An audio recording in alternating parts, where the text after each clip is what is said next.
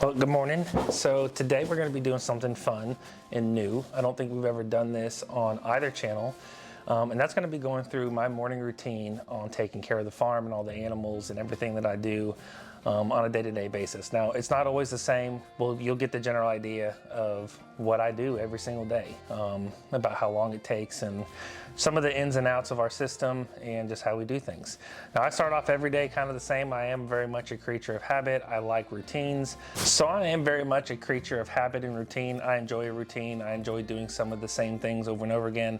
I guess it kind of gives me some stability and some grounding, down to the point that like I will pick a coffee mug for an extended period of time. Could be 1 month, could be 6 months, and I'll drink my coffee out of the same mug. Now eventually I'll change it and try something else, and I'll stick with that for a long time. But for the most part, I like to kind of stick to things that are familiar. And so I drink out of this awesome leaf mug, and I make my maple latte every morning, and the kids go off to school, and as soon as they're heading out the door, which is just now, I get started on my day. So we're gonna go around the farm today. I'm gonna take you along with me, and you guys are going to see how Roots and Refuge farm runs on our animal side. So let's get going. Well, we'll get going as soon as I finish drinking this, because I gotta have my coffee in the morning.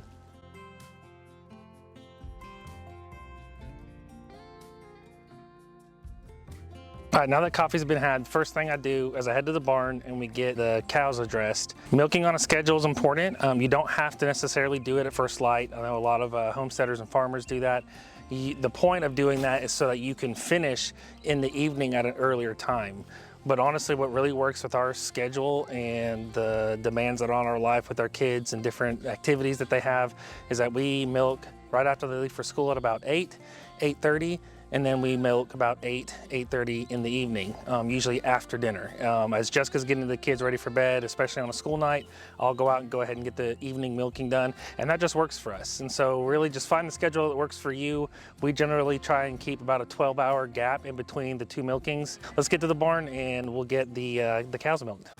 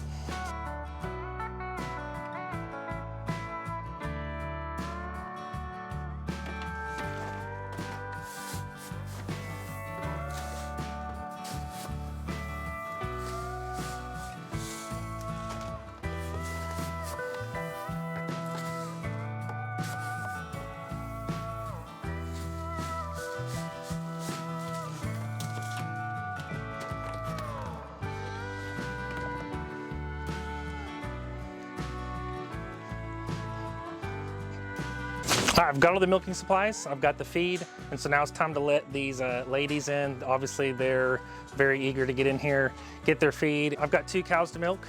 We've got Freya and Fern. They're both first-time moms. They're very good producers. Right now we've got Hope and Helen out on pasture. They're both dried off. Helen will be back sometime in July because that's when she's due. But right now I've got plenty of milk, more milk than we can use. And so I'm okay only having to milk 2. So I've got 2 milkings in the morning. I got to milk Fern and Freya this morning. And then tonight I'll have to come back and I'll have to milk Freya again.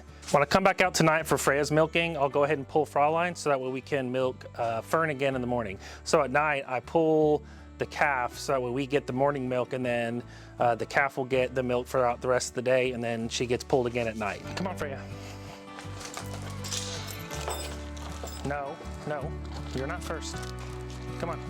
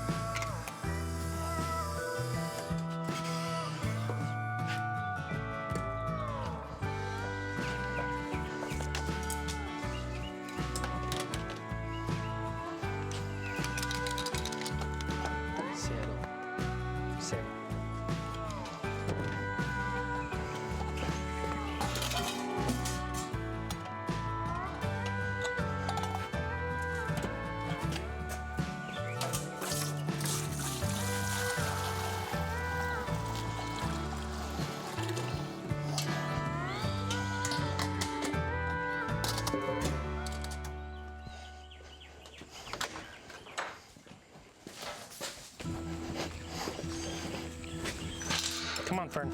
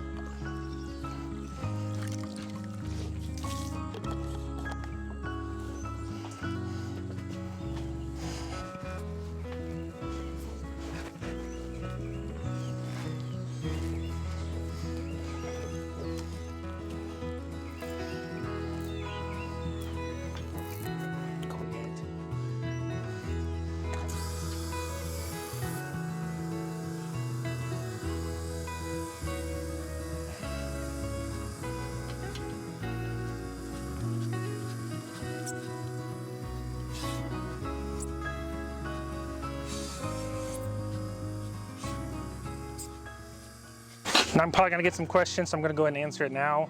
This contraption right here is called a kick bar. It essentially just adds a little bit of pressure to the nerves running right by their rear legs and their udder. It deters them from wanting to lift their leg up and kick at you, especially with these first-time moms. You know, she trained to this whole system pretty fast, I'd say within a week, but the first 3 or 4 days, it was, you know, getting hit in the face with the tail a lot. Her trying to understand exactly what was happening with the kick bar, but like I said, within a week, she's fully acclimated to the routine. She still tries to get into the milk station before Freya, but Freya knows that she goes first, and so she'll handle her business. All right, before we put it in bottles, we've got to strain it, so I'm gonna set the strainer up over this other 3-gallon container.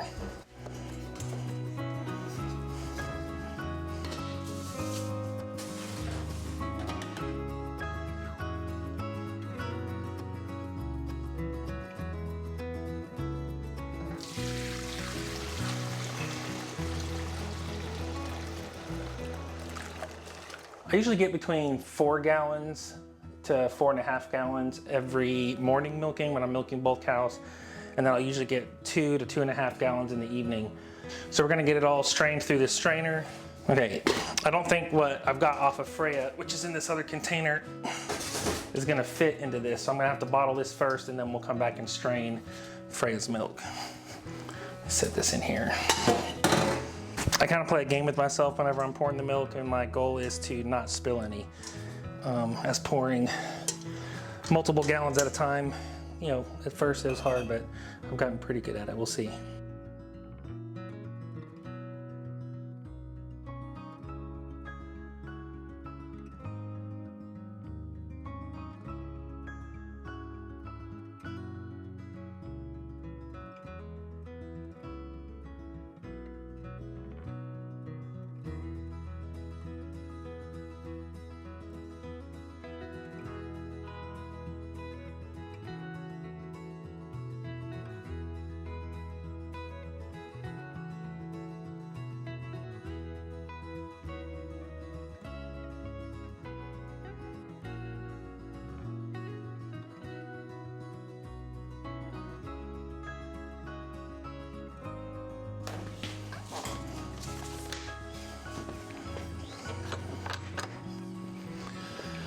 That almost takes care of the cows. I've still got 2 more things I got to handle on that particular chore.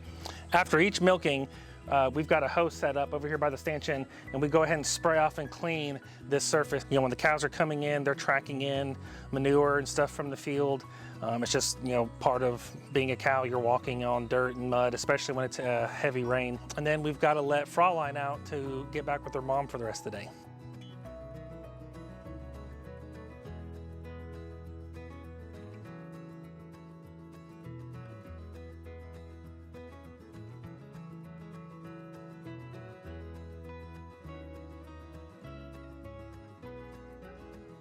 Come on, little one, let's go.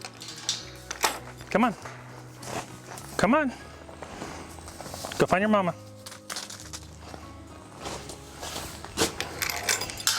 That covers all the milking. The milking process actually takes about the same amount of time as taking care of the rest of the farm. It's definitely the chore on the farm that takes up the most amount of attention and time in the daily routine, but it's totally worth it because how much food security our dairy cows provide our family. What I like to do at this point is I handle the things that are closest to the barn and I work my way out from there.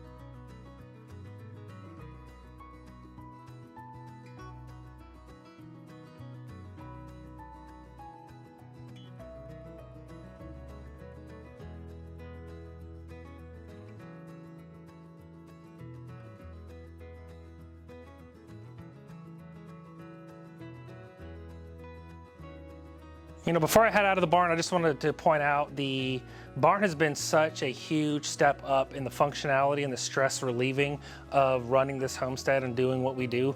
The milk room, the feed room were huge, but now even adding this brooder room has been such a good decision, and it's been so helpful.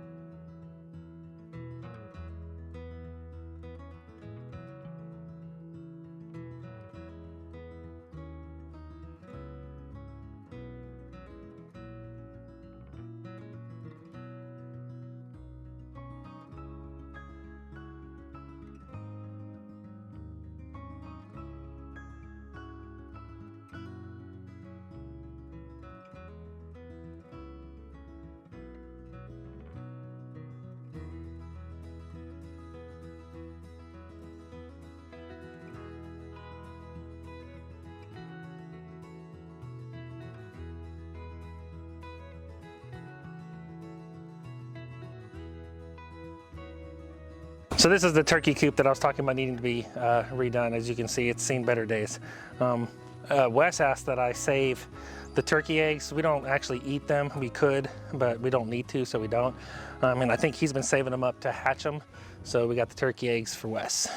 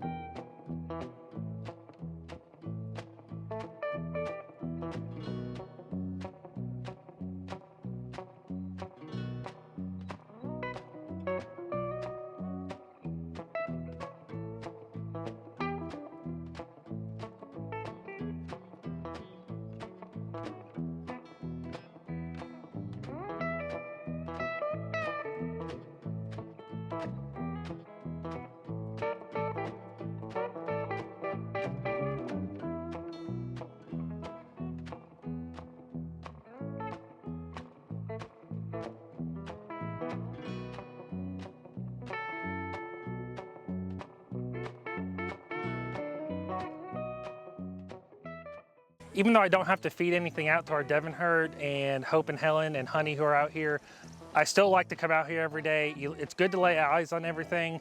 It's how you notice when something's off in case something gets sick. You know, keeping track of calving. We've had 2 new heifers born to our Devons in the last few weeks. So I always make a round to come out here, lay eyes on everything, see how everything's acting, see if anything's acting abnormal. We have traditionally always caught sicknesses very early because we've been so proactive in keeping our eyes on them on a daily basis. So everything looks normal here. The 2 little heifers are right here behind me. Everyone seems to be good. Horses look good. And so I'm gonna head over and we're gonna feed the geese. We're gonna leave the pasture now.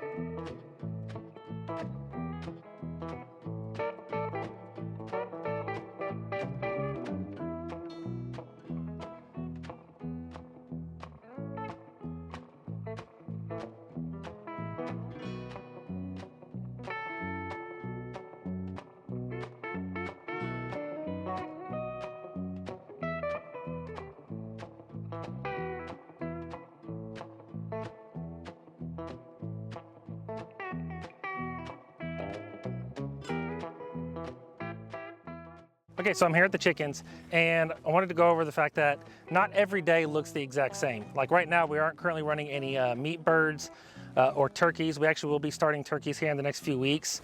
So I don't have to move them today because I don't actually have any. I'm not moving the new layers out yet, so I don't have to move them out. But I do have to move our layer coops. They've been here for about a week. That's about the max that they can stay in one area, especially as the grass starts growing. It's not so much that they're exhausting the grass because there's not enough of them to really do that, but the grass is getting tall enough that it's interfering with the fence, and so I've got to be able to cut the grass around where the fence is, and so the easiest way to do that is just to move them to a new spot. So to get this done, I've got to go grab the 0 turn. I've got to cut a patch of grass for each coop and each fence. Then I'm going to take down the fences, reset them up, move the new coops over, reset all their waters and stuff, and then we'll let them out, feed them, gather the eggs, and then we'll move on to the hogs and wrap this up.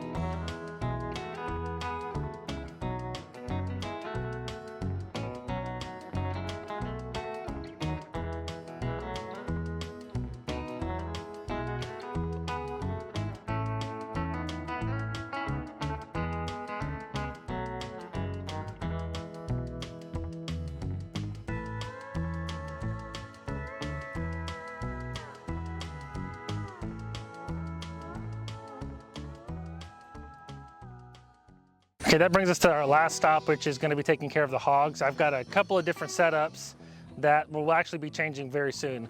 I've got some netting on order, and as soon as that gets in, we're going to train all of our hogs to the electric netting.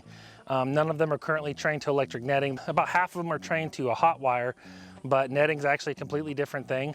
So we're going to set up a permanent pen, move one of the hogs into it, train it to the netting, and then move it into a netting pen, and just go through that process over a few weeks to get everyone trained and then moved into our netting based mobile hog system. Where we're actually going to be setting that up is out in the woods back over here and back over here. The place that they're currently at, which is right behind me, they've definitely been here too long. Obviously they've eaten all the grass. They've gotten up a lot of the rocks and stuff, and so we're actually, when we move them out of here, we're going to clean all this out, clean it all up. We're going to re-sow it with some good grass, kind of level everything out so there's no dips and ruts and things from them rooting, and also just from it not being really used. And our plan here is to kind of just make this just a no animal zone between us and Papa T's place, because the path that we take to get to his house is right through where we're at. And so this space kind of behind me is really just going to be just like an empty area for us to come and hang out in the woods, for the boys to be able to come out here and play. You know, we've almost got all the clearing done. We're going to finish that up and then get all them all trained to netting and start moving them in that direction. And the netting will actually let us move them more often and keep them from overtaxing a place, and we'll come behind them and sow grass. So as they're moving through the different pens, as they get back around to the beginning, there'll be fresh grass for them to eat. And then we'll truly be getting into pasture-raised pork, which was the goal from the very beginning. And so we're very close to achieving that. Still some more work to do, but like I said, you guys will be along for all of that. I've got our 2 breeding moms here. I'm gonna drop feed for them, and then we're gonna go out to the mobile pens that I've got that Ben Holler built for me. So once we get out there, I've got some other thoughts on the pens and whether or not I'm gonna keep using them for hogs, but we'll address that once we get over there. So let's get everything fed over here.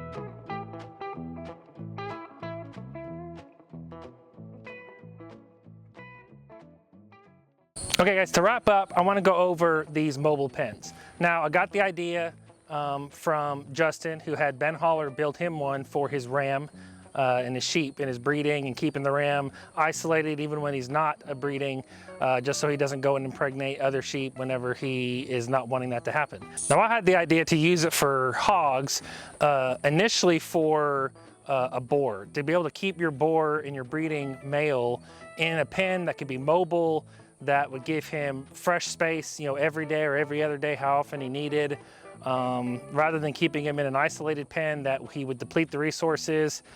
This is also before I was going to be able or have the capabilities of doing the pasture raised system that we're about to transition to. Okay, so there's a couple of things. One, it does work. I did run a hot wire on the inside, but you know, once they got trained to it, the hot wire hasn't actually been functional on these pens for over a year now, and they don't challenge them. Now, they could very easily just lift the pens up and get out, but they never try to because they don't think that they can. And so it does function. It doesn't function how I hoped it would, especially as the hogs got bigger. It's like our boar is fairly massive right now. Even just moving them every single day they're damaging the ground very quickly in that 16 by 16 space. If I was going to keep using these as hog pens, I would do it to like separate piglets from a mom and before I sell them, so that way, you know, I could get them out of our rotation and get them separated and weaned and then sell them and get rid of them. And that way they're small enough that they're not damaging the ground too rapidly. You know, smaller pigs can't root as deep and move as much stuff. But the 2 pigs that we have in here now are huge, and they've done some serious damage to the pasture that I'm gonna actually have to repair. So it didn't quite work out the way that I hoped, and I'm okay admitting that. Like, I'm gonna pivot and do something different. So what we're gonna do is we're gonna just keep our borer in a trained electric netting. So we're gonna train him to the electric netting and keep him in rotation. And I'm hoping that just same way that training him to the hot wire on this pen worked, that once he's trained to the netting, that I can keep him within a pen isolated from the other females, and it won't be an issue. Now, if that doesn't work, I will pivot again, because I have had Mangalitzas in particular, because they have so much fur, they can actually insulate themselves from the wire, just run through electric netting before, even though it was fully charged and pulsating at a fairly high voltage. I don't really know how this is gonna go, and I'm just hoping that my pigs cooperate. Now, if you've been watching Roots and Refuge for any period of time, the animal that cooperates the least on our farm is usually the pigs. So we'll just see how it goes. Once I get them trained and out of these pens, I'm gonna do some repairs on them. There's some things that they broke, just being as big of animals as they are. So I'm gonna do some repairs, and then we're going to actually start using them the same way that Justin does. And I'm gonna start keeping a ram and sheep and things like that in it and moving them around for that reason. Now that we've got the 2 sheep that we have that are females, we're gonna eventually get a ram, and so we'll have these pens for when that arises. So anyways, that's my morning routine. Normally I can get this done in about 2.5 hours on a day that I have to move both chicken coops, but this definitely took a lot longer, and that obviously is because I was shooting this video. So I hope that it was fun.